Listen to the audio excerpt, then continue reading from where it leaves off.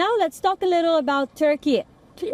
From mass arrests to crackdowns to courtrooms to storming the headquarters of the opposition party, it's more than a political struggle in Turkey. Some are calling it's a going back to an authoritarian era. The next report tells you what is happening politically inside Turkey. Take a look.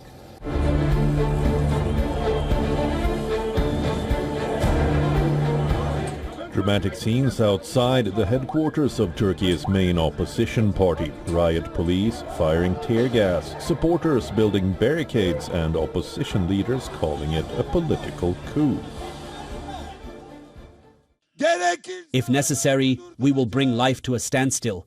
If necessary, we will use our power that comes from consumption, but we will not surrender. I am not responsible for anything that happens here later, anything that happens later. The responsibility lies with these coup plotters.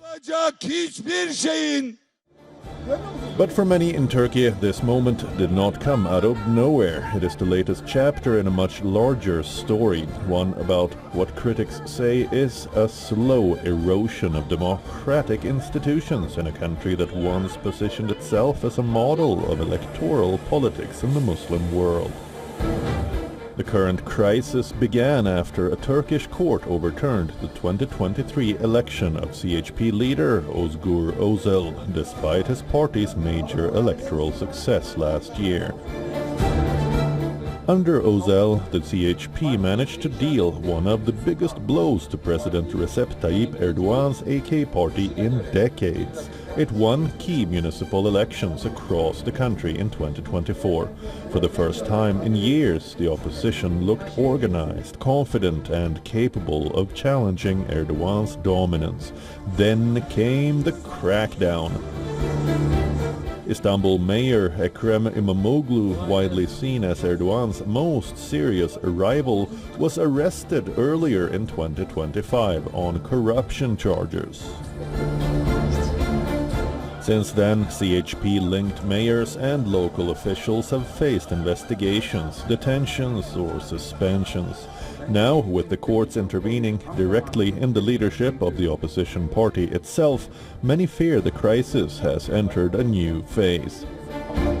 Critics say state institutions that are supposed to act as checks on power, the courts, police and prosecutors, are increasingly being used against political rivals.